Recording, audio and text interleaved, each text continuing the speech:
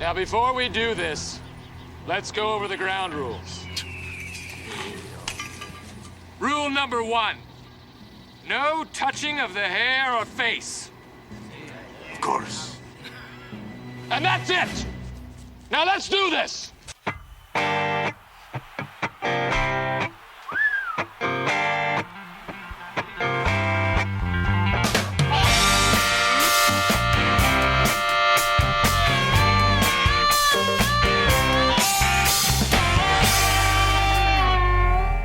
Good evening and welcome to the Joust. My name is Naggy. I'm here once again with my ever so charming co-host, Mr. Liam McNeil. But Jousters, we have a very special musical guest for you this week. It gives me great pleasure to welcome to the Joust stage, Mr. Rasher Bacon. That ain't playing, that's the way you do it. Watching Round 4 on the old TV. That ain't playing, that's the way you do it. Ladder climbing ain't nothing, 2 points for free. Thank you, Mr. Bacon. It is a very, very special time, Liam, that we can climb the ladder off the bottom. Used to be when we were on the bottom.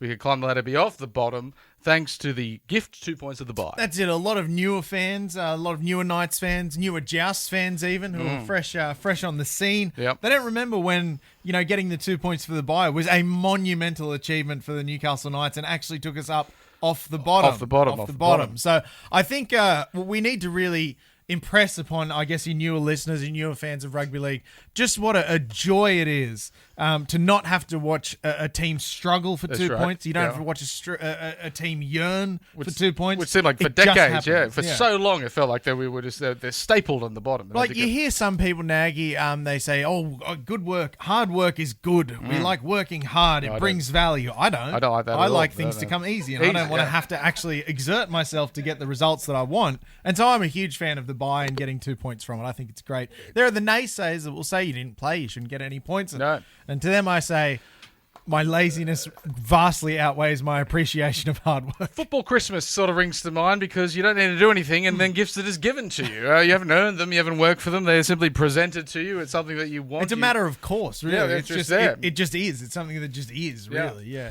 But there's also on Christmas and special gifts and whatnot, and also a time to come together with other people. It's a very a nice time for me to mention that there is a new member of the Joust family. Now, Liam, we're men.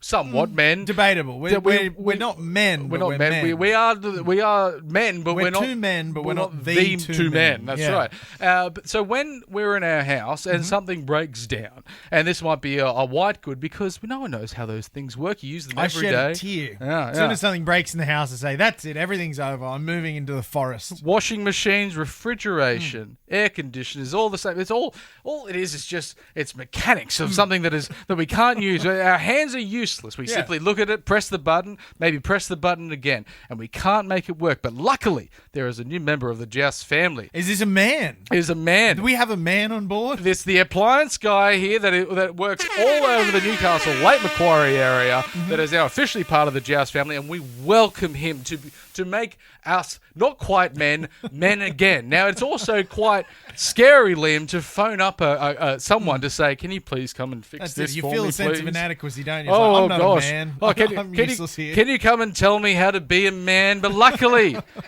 Kate Chesworth has jumped onto the Knights family, as well as the Joust family, as the appliance guy for all your white goods, needs of refrigeration, air conditioning, appliances, repair, maintenance, installation, all of it with a professional touch. A professional and fully qualified man. Prompt and reliable, and that's what I want. So give him a call. Every jouster out there, I know you might be having something that's maybe the appliance is making a click, and you think, "Oh, this is that click is ticking down to when it stops working." They're all motherboards now. Yeah. Your washing machine, it's got a microchip. Your microwave, it's got Bluetooth. It's all microboards. It's all computers. It's all computer. It was like why it was fun in the early days of the Russo-Ukrainian War. Yes. All the Russians were looting washing machines because they'd had their microprocessor supply cut off from the West. Right. So they were just looting washing machines and sending them back home. They're so important. You don't realise how much importance they are until they're gone or not working. It was like when I first moved into the old house in Wickham. Remember the old house in Wickham? Oh, yes. We were young, we were carefree, we were broke, and I thought, I don't need a shower curtain. Had a shower, really, really needed a shower curtain. I didn't know until I knew.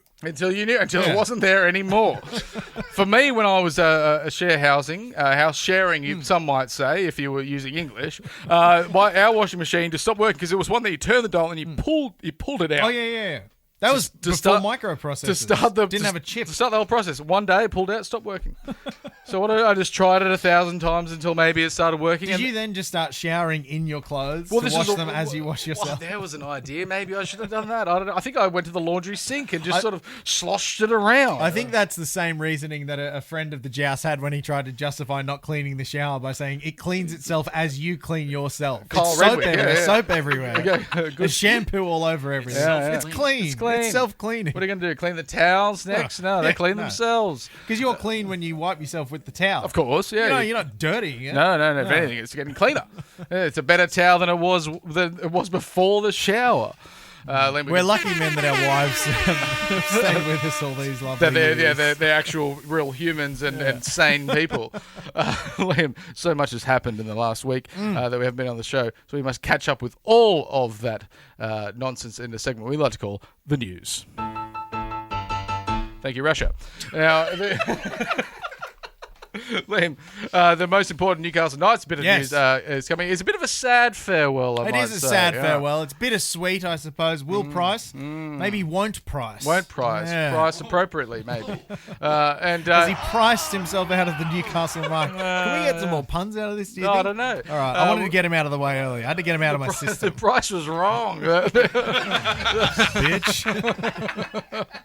Now, I really liked the signing of Will Price. He seemed like someone that over there in the Super League was making all the right moves. He was there in the centre, fullback, 5'8", and we thought we like the cut of his jib. We did. It was a great jib. Again, cut well. Yeah, over there. Don't know what a jib is, but I liked it. Over there at Huddersfield, where the rugby league was born. It came from the birthplace of rugby league, and we thought, this is quite potentially going to be a really good signing. Didn't work out that way, only managing 5 games of first grade. Spent a lot of the time there in New South Wales Cup. Got a lot of games in the New South Wales Cup. Do you know how many it was, Naggy? Because I sure don't. But More it was than more than 5. More than 5. Maybe less than 100. I don't know. And he Who's to tell? Started the season pretty well. 1 second. We've got Will on the phone. Hello. Yeah, mate. I'm just letting you know that the cut of jib is originating from the nautical practice of identifying ships by the shape of their sails, specifically the jib. The jib sail. Thank you very much. Maritime. Do you like boats, Naggy? I do. I like planes. Yeah. You're either a plane, train, or boatman. I'm a plane man. I do. I'm learning to appreciate trains more. That was my brain rots into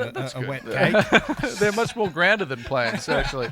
I got to ride the new train the other day. Have you guys seen the new trains that they got out these days? Well, the one, the Northern Rail. They just pumped it out. Yeah, it's a new for the, I guess, the Sydney. It's the fancy Sydney trains. Comfortable, a smooth ride, quiet, very, very good. But the seats don't change. No, they don't. But they're more of an individual seat, so you feel like you've got your own seat. I loved it. I had a great time. It was an enjoyable commute. Like you're in economy plus, maybe. Yeah, absolutely. Phone charger as well. Didn't check. I had a nap. Oh, it was great. It was a good nap. So comfortable that it nodded you off. When you look back on Will Price's time with the Newcastle Knights, it seemed like there was a lot of potential there. Won't take long. There was I think our segment so far has already been longer than his Knights career, in fact. There was that moment where he was playing at home against Parramatta, scoring that try off Daniel Saifidi offload, and did the calm down sort of. Everyone, I think it's from the basketball, maybe. Is that the basketball hush? Maybe a LeBron James. Yeah, the Punisher, whoever you call it. The Punisher, yeah. Not to be confused Thomas with Jane. The Punisher, yeah. Oh, LeBron James, Thomas James. No, I'm pretty sure it's got like the Punisher or some shit. There you go. Okay. Well, but he's a young man who held such promise. But I mean, for a young Englishman, I think we should have seen this coming. You know, he's basically just had a gap year. Yeah. The English love to do. They finish high school before university. They come all the way across the world. Now he took the advice of the Australian Tourism Bureau, if such a bureau exists, maybe that has Englishmen avoiding Bondi Beach. Okay, I think the wisest thing an Englishman can do is avoid Bondi Beach. I thought you were going to say avoiding paid work. So he came over here, had a bit of a holiday, played some games in New South Wales Cup, but we won't hold it. I don't blame him. It's a wonderful competition. Yeah. But he was homesick for the moors of Northern England, I suppose. The rain, you see. He said, I'm missing the rain season. And it's always fun to see sort of, rugby league is hardly an international game, but we'll go on on to it in a sec. But Yeah, it's always fun to see the stark differences between rugby league in different parts of the world. You'll note there that on his Wikipedia page, one of his positions he played is listed as standoff. Naggy, do you know what a standoff is? It's when you don't stand in. Exactly. You're slightly adjacent. And it's definitely not a sit-off No, either. no, you're standing, you are, but you're not in. For those that don't know, that's what the English, people we don't like, call a 5/8. 5/8. Yeah. We have a much better name for it being two numbers and a TH. Yep. And no one really knows why it's there. Oh, I know. I do know this. Oh, so yeah. obviously you've got your forwards. Yeah. And then if you look in the context of the field, you've got your forwards. Yes. And you've got your full back. Are we in the shot? Now you have it halfway in between. You've got your half back. I see. And then you've got the center 3/4 in between the half and the full. Right. And so in between the 3/4 and the half, you have 5/8. I've got you. So it's gone mathematical. It's mathematical, something which rugby league fans, us included, are not particularly good at. So it was maybe not the right thing to call. It's like when you listen to Kiwis talk about rugby union and they refer to the inside centre, of course, as the second 5/8. Second 5/8. Which I think is great. So anyway, there we go. So a little bit of rugby league history. More fractions, I say. Every position should be a fraction. Have you used fractions since you finished school? Well, not correctly. I certainly used them. I think that the signing of Dylan Brown next year was sort of even though he was not going to be re-signed, it was sort of saying, look, we're probably not going to sign you. Yeah. We probably don't have any money. He's priced out of the market. Very good, Bob. Thank you very much. There you are. It was a bit of a sad departure in some respects because we thought, potential, but I think in many years that have led up to this point, the Newcastle Knights have spent too much time holding on to potential, expensive potential, and then that potential has never come to fruition. But I think it's obviously, again, as you mentioned, became obvious with the Dylan Brown signing because Adam O'Brien will have no more and no less than 7 halves in this top 30. And I think it was only, it was an inevitability when they signed Brown. They're like, hang on, that puts us one over the quota. We've got to get rid of one of them. Yeah, we got to stick with a tight 7. We've got to get rid of the gap year. So we wish Will Price all the best over there in Hull. I'm sure he's going to have a wonderful time. He'll probably get the He won't. Probably have a golden boot over there. Like that's how the Super League is. Yeah. But remember, of course, when it was such big signings, the Dom Young and the Will Price coming over, and they didn't really pan out either, did they? Well, Dom Young, because he left us. He left us there at the altar. What? Dickhead. Yeah. He's gone to the fancy boys over there, the Roosters. But if we're talking about England and we're talking about Australia, and we can't go past what they're bringing back this year is the Ashes. Now, the Ashes has always been associated with cricket, Liam, but apparently, not always. Apparently, it was also rugby league. What are they, Burnley? What's the trophy? What's in there? I think it's purely a marketing thing. Clive Churchill's dead skull. Is that maybe? Well, no, it predates him by about 50 years, so I don't think it's Clive. It's definitely something. It's got to be something. It can't be Ashes. It has to be Ashes. But a bit of a tie back to the previous story. Leon Price, Will Price's dad, I believe, was a bit of an Ashes legend. Oh, I thought you were going to say he's in there. He's in the trophy. There, yeah.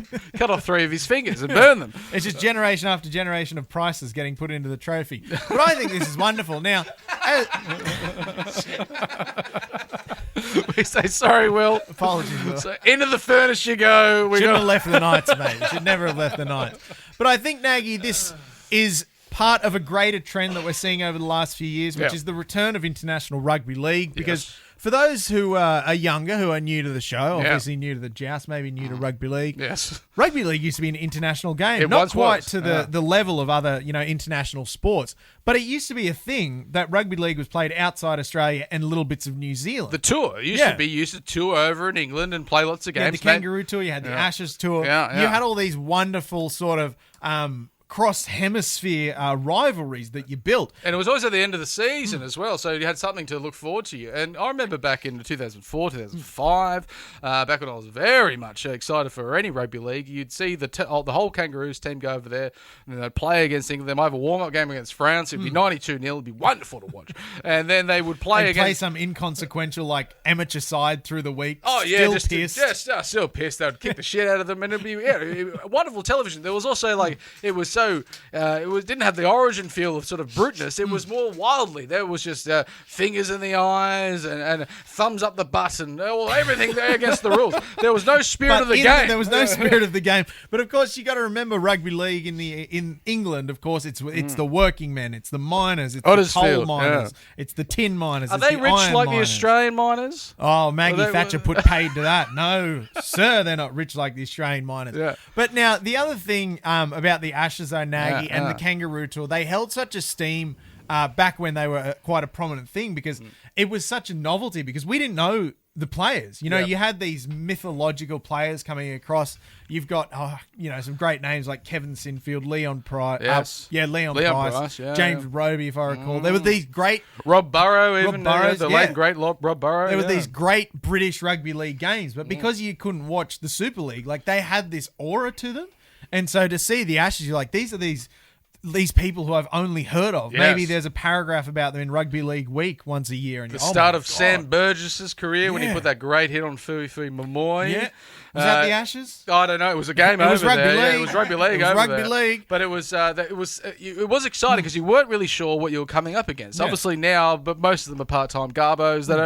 They throw the football around occasionally. Well, that's it. I think it's safe to say the shine has come off the Super League in the last 20 years. Like the Ashes had such gravitas, it had such importance that teams got names. Yes. Teams earned a moniker from these Ashes tours. If we go back just a moment and look, if we'd done any research or if we were smarter at rugby league, we'd know some of the players in these sides. Of course, you've got the great Invincibles. We got those on the screen. The Unbeatables, of course. And the Undefeatables. All of them, of Wally course. Lewis starring obviously Peter heading Sterling. that up. Is the Unbeatables. They're 1986 there with... the Invincibles in 82, the Unbeatables in 86. Like, these tours were so revered that simply winning every game on the tour was seen as this monumental feat. And a big piss up, let's be frank. They're all drunk when they go over there. There's a story, I think it was from the Ashes, where Wally Lewis bought the cheapest shit car that he could find just to drive around while he was on either the Ashes or the Kangaroo Tour. Yeah. And the rest of the team lifted the car up and deposited it in a canal. Yes, that's what you do over there. And that's what you do on footy tours. Do you ever miss footy tours? A little bit. Oh, I love there's going the bus, footy you see. tours. But then there's the nausea on the bus because everyone's handing around the drinks, and then you finally get there and you get off the bus, nausea again.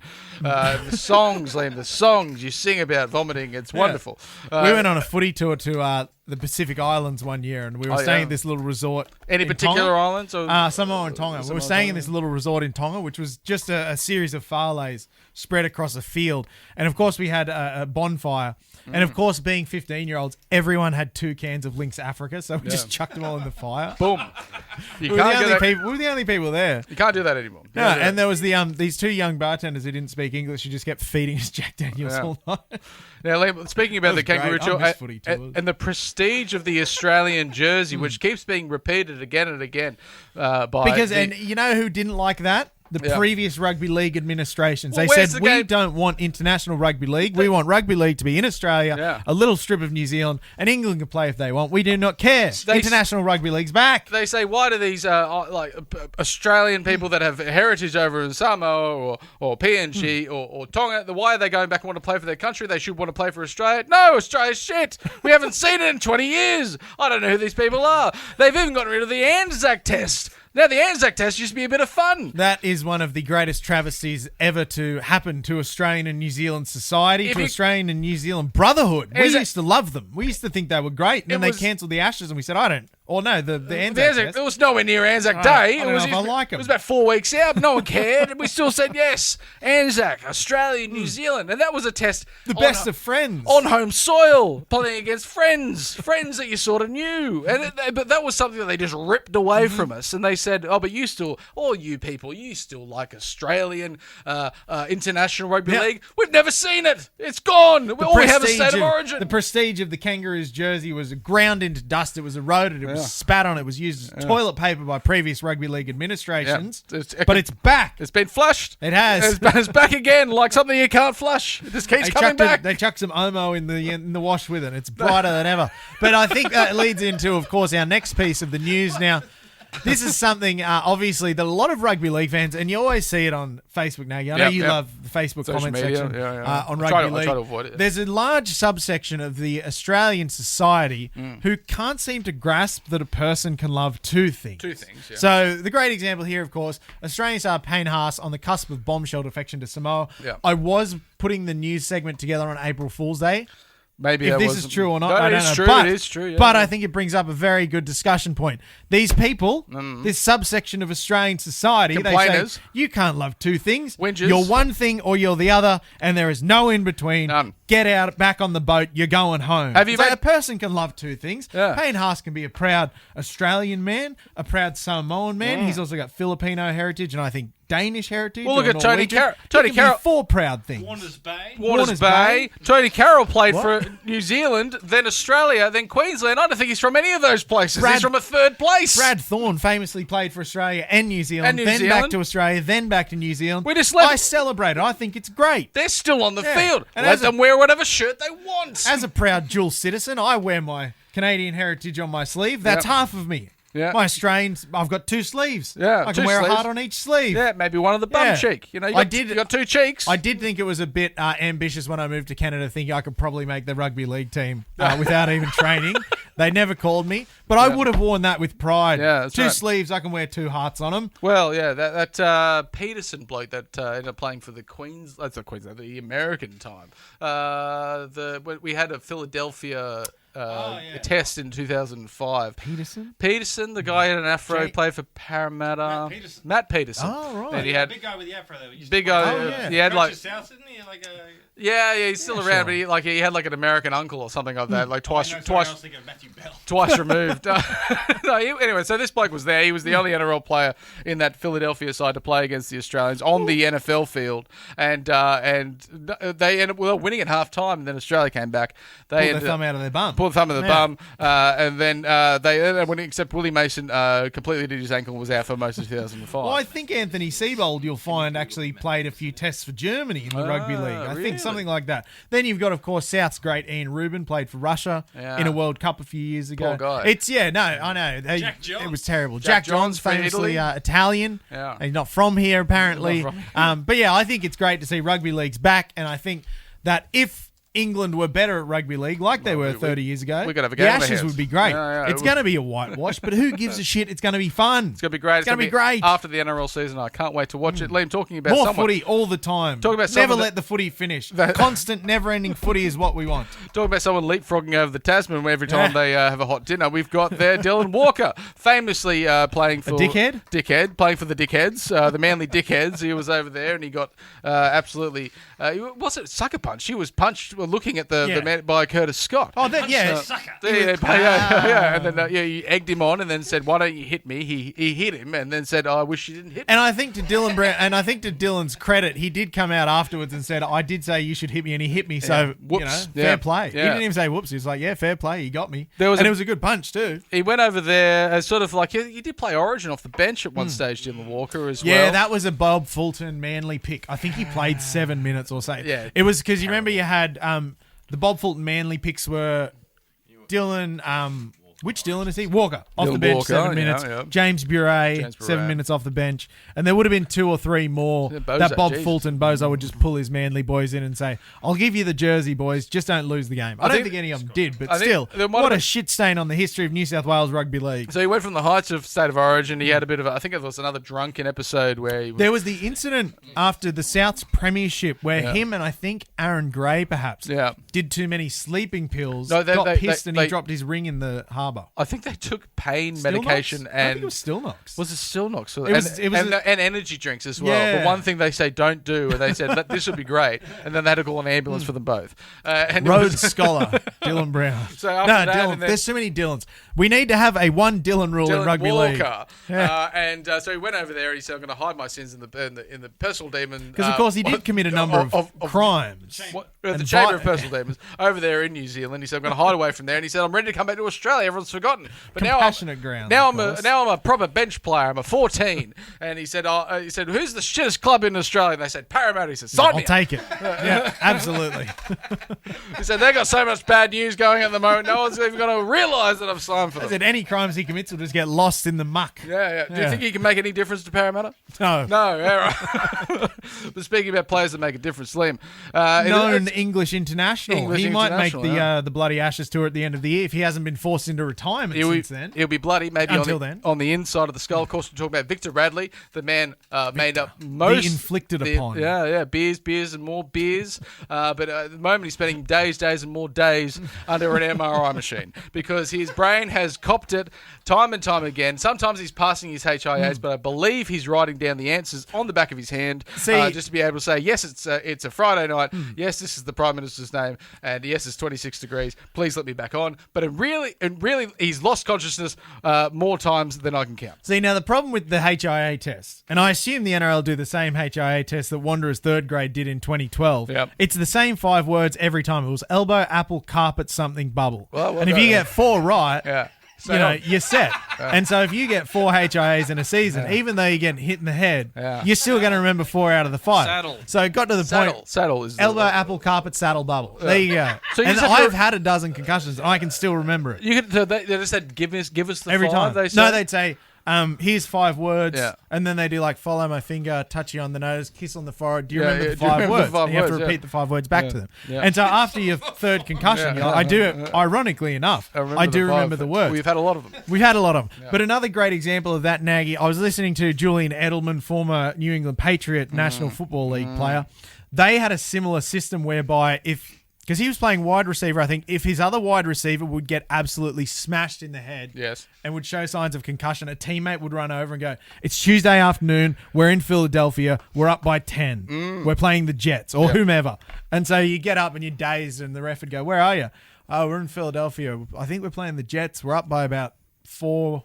It's a Tuesday. And then just brush it off. Which isn't that the most noble thing you can do to a teammate? Cheat to keep him on the field. He's concussed, his brain's mush, but you cheat to keep him on the field. Keep him on the field. That's within the spirit of the game. There was a clip that I can never find. I think it was in around 1998 of Paul Harrigan getting completely knocked out.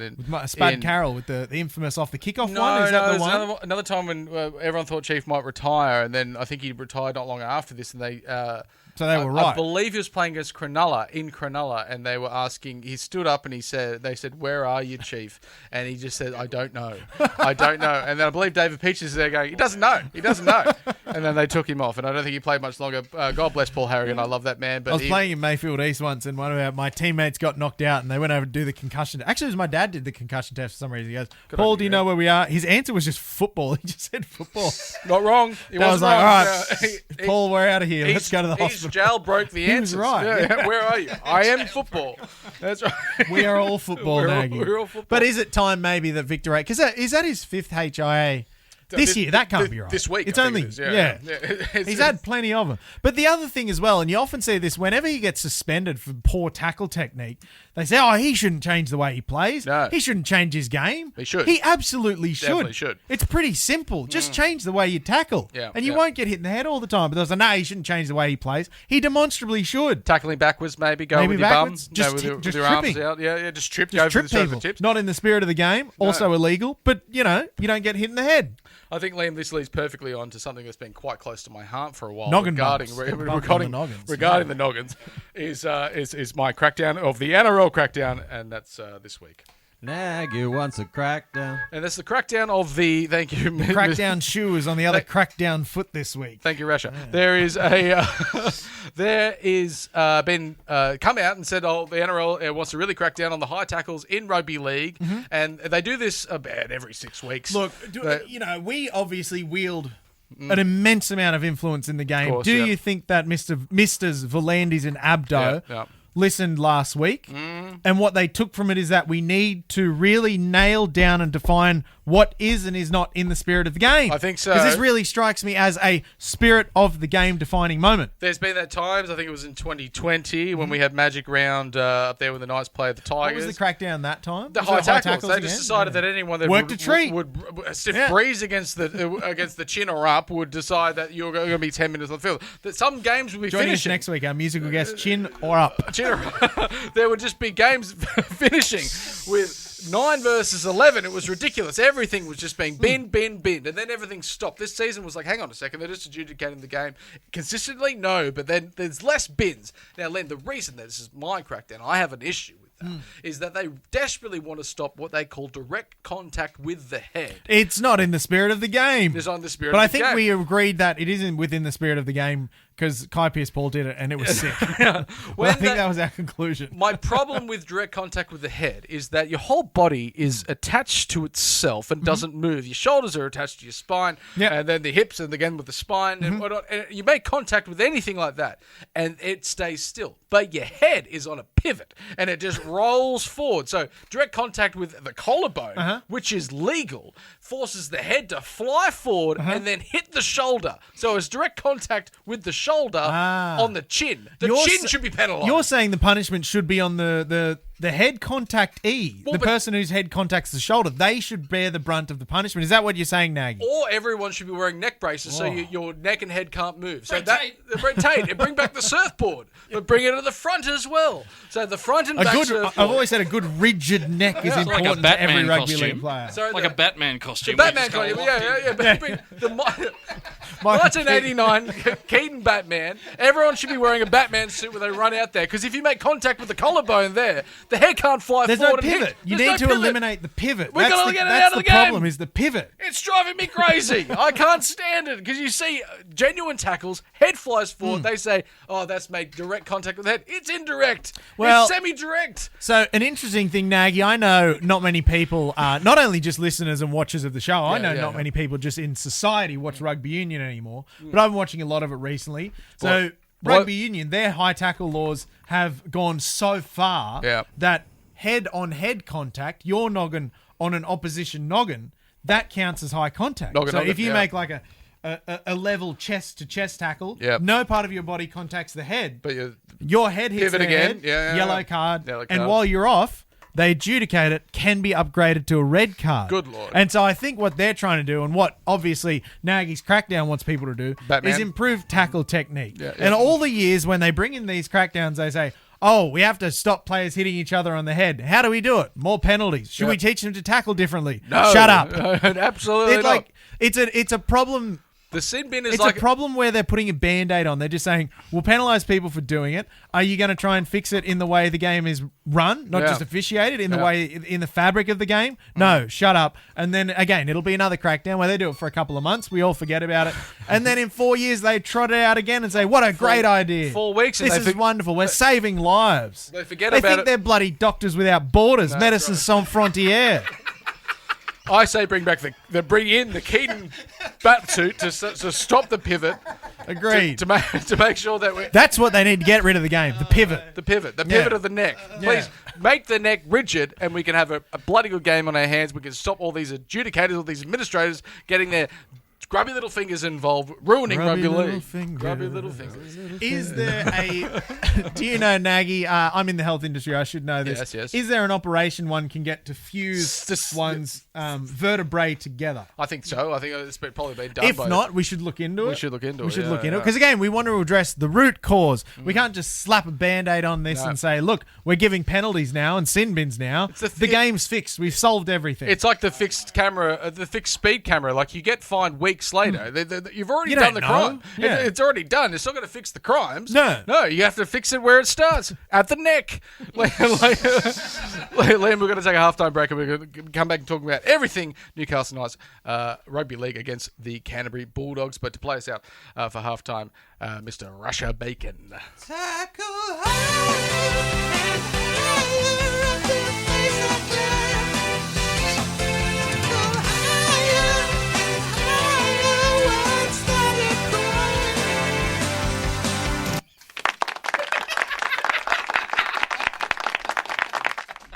Now I wanna beat a dog. It's been a while since I beat a dog. This weekend I'm gonna meet a dog, and then I'm gonna beat a dog.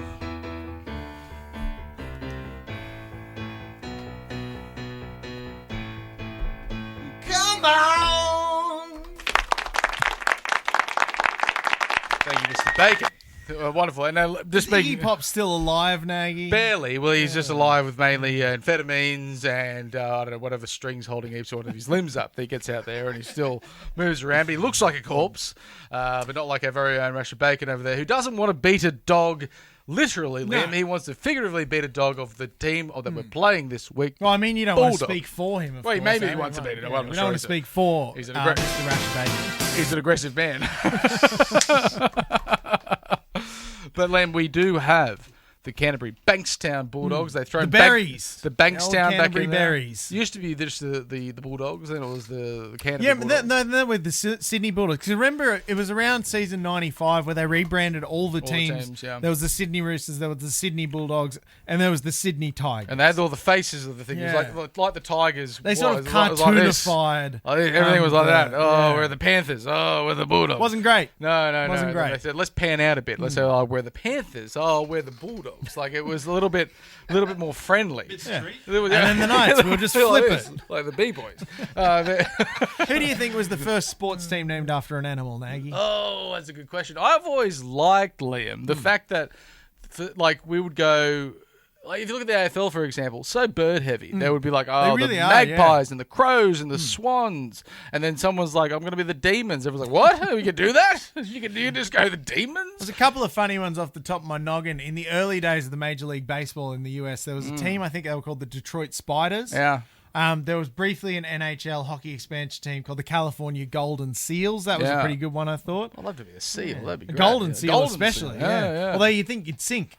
Yeah, you could. Gold's pretty heavy, as far as I know. I've never held real gold. Well, we're also talking very, boisterously about team names, picks, and where they're supporting the Is that Newcastle. Anne Hathaway there under the visor? Sure looks like Anne Hathaway, doesn't it? What a gorgeous woman. She's got a chin that could possibly be a gorgeous woman. It could be. Or Liv Tyler's, like Anne Hathaway and Liv Tyler. Strong chin, strong jaws. Chins, Yeah. And of course, with the Newcastle Knights, which is just a man in a suit of armour, which is going up against everything from an eel to a dragon. And this week, we're going up against a bulldog. You think it'd be a pretty easy test? They just walk up to and give it a kick because a bulldog sounds mean, but really it's only half a foot tall. Well, they're so inbred as well, from generations and generations of inbreed. They can't even breathe. They can't breathe. No. Yeah, you just have to walk. One of man's greatest hubrises was cloning bulldogs the way that they are these days. Dogs in itself is a bit of like man playing God, because look at the two that I've mixed, and I've got a labradoodle and a bullshit. Like, Hey, obviously, we always talk about man wants to play God. Do you think God ever wants to play man? No, it's not that You great. think from time to time God's like, I'd love to know what a skinned knee feels like. I love what He's just up there in his ivory tower in the clouds. He's like, what's a cramp? I've never had a cramp. It sounds great. He goes, what's crippling depression feel like? I don't know. All these people seem to be staying in bed most of the day. It's wonderful. It's wonderful to stay in bed. Write your Saturday off, I say. Yeah. That's why they have the Super Saturday. That's why he rested on the seventh day. Because he So was you lazy, good for nothing. And he was watching the 3 games. Now, of course, Liam, we're not part of the 3 games. We've so much of this season we've been bookend at the front. We were on the Thursday and the Friday and the graveyard at the 6 p.m. of the Friday, and it's great because you finish your week, you go, great, the football's on, my team's playing, a couple of wins, great, you go in with a lot of emotion, a lot of positive emotion right into the back of the weekend. This one we have to fucking wait, watch all the games. You watch the 4 o'clock Sunday game and you go, tense the whole time. I can't enjoy this weekend. I'm not having a good time. Jesus, and everyone's saying, oh, bloody, no, when the Knights play, you go, next week, apparently. You have to wait. And then 6:15, by the time the game ends, you're ready for bed. You're in the clutches of Time Monday. for bed. I've got work the next day. Yeah. I'm not happy by then. Monday's got you by the testicles. And if you come into a loss, everyone's going to talk about, hey, did you watch the game last night? Yes, I did. It was shit. Of course I did. I hated it. Oh, it was terrible. The Bulldogs have had such a mixed past with us. Obviously, in 2023, we flogged them twice. 2 times. 2 times. Count them. 1, 2. 100 by points. a bunch. 100 points we put on them over the 2 games, and then they only scored 6 against us. And 106, there's a big differential. I think it was there. 106 to 6 was the differential, wasn't it? I think it was 100 points. 100 to 6. 6. Yeah, That's a lot. Yeah, and then last year they said, we don't really like that. Let's put 32 and 36 points on you respectively. And the 32-2, I think, and again, I bring this up every week because that's the worst loss I think the Knights have ever had. You go up 2-0. Yeah. Great, we're in for an okay night here. We Concede were not 32 unanswered. Oh, God, what a bad night. Yeah, we what a bad night. That's worse than losing to 0. It did feel like worse than losing to 0 because it looked like at one stage we had a bit of hope. then A little bit. But again, it's the hope that kills us now. The Bulldogs, it seems like a team that has gone through a lot of changes. Of the Newcastle Knights have gone through changes as well, but it's difficult to pinpoint where we're both at in this season. Newcastle Knights, 2 wins, 1 loss. I think it's easy to pinpoint where the Bulldogs are at this season. Going great. They're really good. I think that's pretty simple, actually. Top of the table, Naggy, in fact, and I think they're off the back of a 4-game winning streak. So that's a pretty easy one to pick. The Knights, however, much more a state of flux. I think it'd be panic, safe to say. Stress, maybe, I don't know. It will certainly be a game that if the Knights can beat the Bulldogs here, we put ourselves back into that echelon, thinking that, hang on a second, we might actually be in with a shot here. If we fold and falter and collapse, and then there's a 30-plus points put on us, I think we will start thinking, hang on a second, 2025 might not shape out the way we had hoped. And I think, Naggy, we want to start, before we talk about the wonderful things that the Newcastle Knights team has to offer here, by some concerns I have about this Bulldogs team, Naggy, things that worry me, things that have kept me up at night since I saw this game when it was announced on the scheduling for the NRL season. Is one of those things Marcelo Montoya? No. Marcelo Montoya, you killed my father, prepare to die. No. Prepare to die. He's not a concern of mine. He's pretty good. He's It's an odd year. name for a fellow. It seems like that from the film. Is he Chilean, do you think? Oh, we've got a Chilean boy ourselves. This is cultural round. Maybe both of them can grip arms and exchange Wouldn't that be great? Yeah. Who's a Chilean on the Newcastle? Matt Croker. Matt Croker is a Chilean boy. Yeah. But now, the reason I wanted to bring up the good things about the Bulldogs is because we need to assess them honestly and not to say the Knights are going to trample all over them. Yeah. When I look to their centre pairing, I worry, Nagy. I'm concerned. Stephen Crichton so far has proved to be maybe one of the best signings of the modern NRL era. Yeah. He's, slipped right into that captaincy role and has become the heart and soul of that team. And Bronson Xerri, for a man who's been 4 years out of the game before last year due to drugs, he's really having an amazing... would he be a Cinderella story? Yeah, possibly. I haven't watched Cinderella in a while. Depends on how that movie ends. I don't know. Does it end happy, anyone? Does it... Slippers? The slipper. Oh, you're talking about the not Cinderella Man with Russell Crowe. Cinderella Man, the Cinderella. Anyway. Oh, Cinderella Man. Either Also or. slippers. Also slippers. Also pumpkins. Yeah, pumpkins, slippers, Cinderella Man, Russell Crowe. Yeah. It's all the same. Yeah. But I think that's a definite area of concern, Yeah. the centre pairing there. Bronson, Sweet Caroline, I call him. Yeah. What? I don't get it. Oh, cherry, Cherry, baby. yeah. I don't need songs. I really need to learn more songs. So they seem to be a cast of bit actors, character actors, if you will. Like, the main stars aren't necessarily there, especially this week. Especially with your Burtons out, your Kickows out. But the other concern with obviously Kickow out is their second row. Josh Curran is one of the best effort players. Plays outside the spirit of the game. Josh Bible. Plays outside the spirit of the game, as we know, but still is pretty good at that. Jacob Preston, I think when you look at New South Wales eligible second rowers of the second tier, he's definitely in the second tier of very good second rowers. That's what it feels like. It feels like they've got a lot of second tier players that they've made work and be competitive against top 4 teams. And we were, when they signed all these second tier players and these endless stream of utilities, your Blake Toffs, your Drew Hutchisons, your Kurt Manns, your Connor Tracy's, your Jamin Salmons, we said, what are you doing? What are you doing? We said, what are they doing? And you know what they said to us? We're doing it. 5 rounds in, we're top of the NRL table, and we look like idiots. Yeah. Idiots we look like. For so long, they feel like they had to shore up their front row. They kept talking about, They haven't done that. They just keep playing with back rowers in the front row. Yeah. Just how do they do it? They're at the top of the table now. They got a bloke on the bench called Harry Hayes. Who's that? That's AI for sure. I'm not sure if he exists. No. Of course, the ghost of Christmas Past, Kurt Mann. Hurt Man. He's there. He's not too injured, which is good to see a former Knight playing well. Hopefully not playing well against us. No. And of course, when he left, we were looking at the Brayley Crossland. Fingers Crossland, I think is. Very good.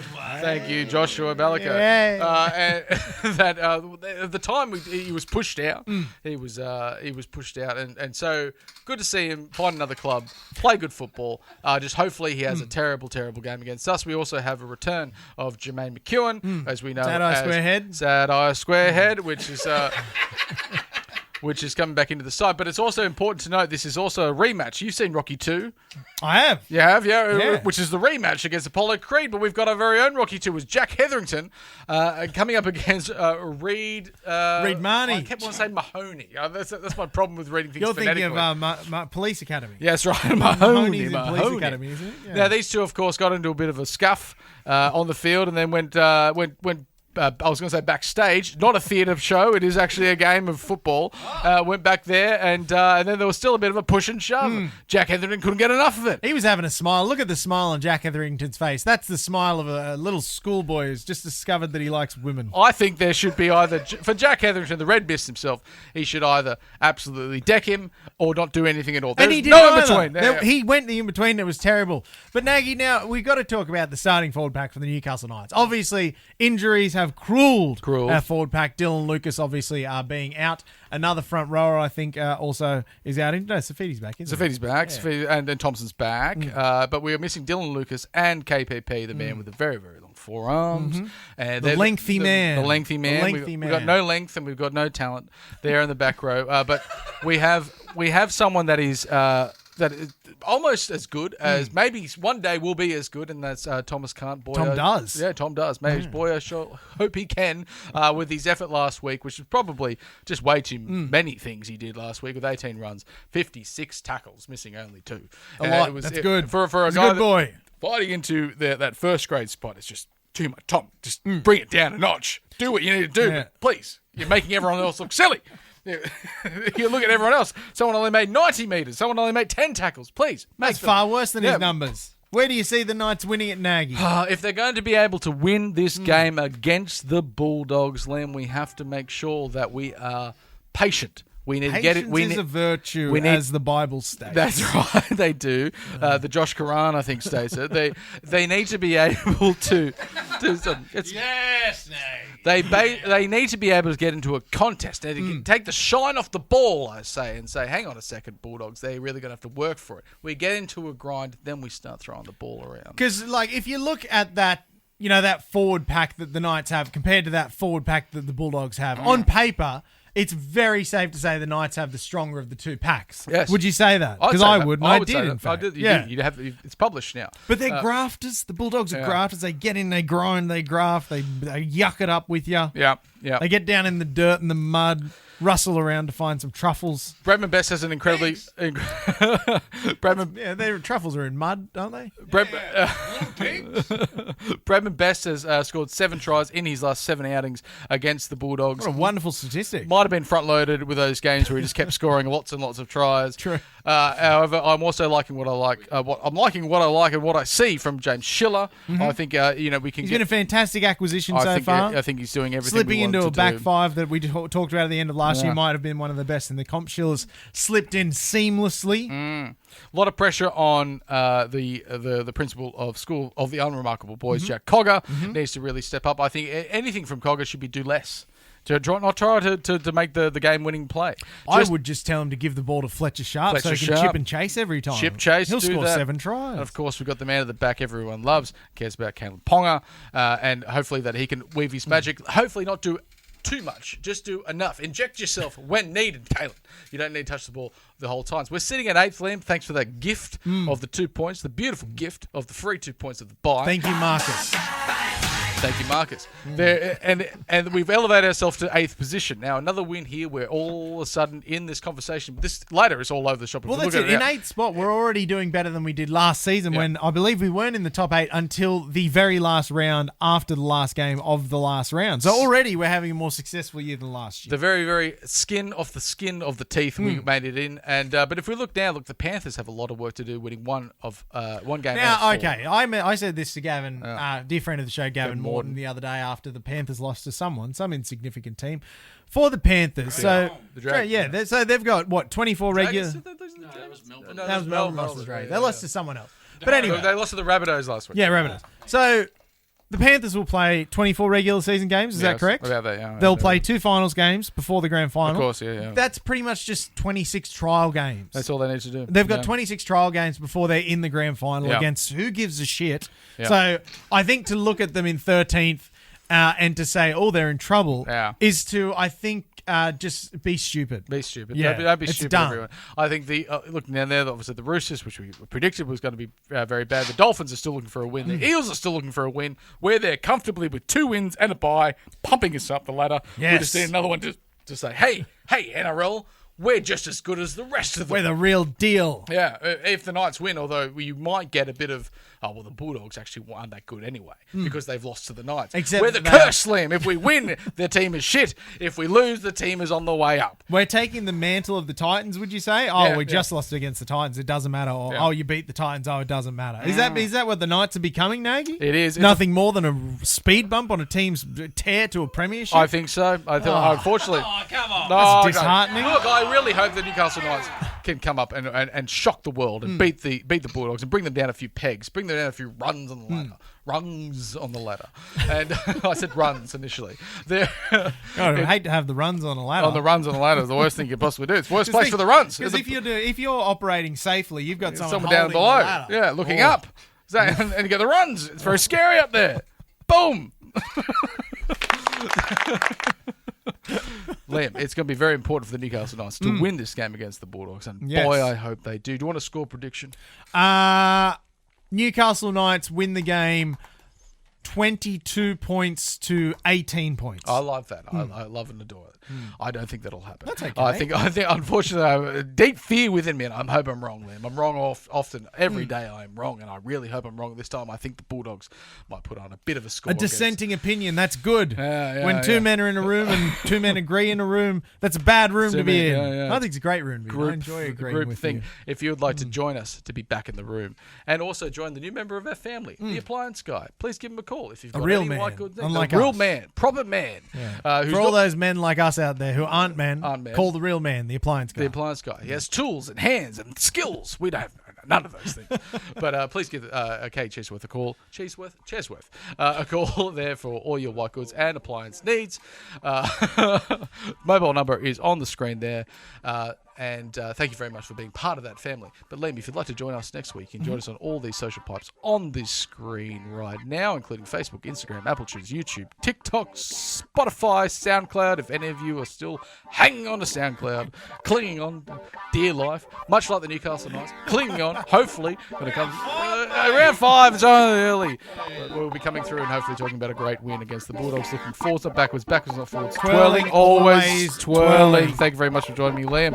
But to play us out, our musical guest for this week, please welcome once again, Mr. Russia Bacon.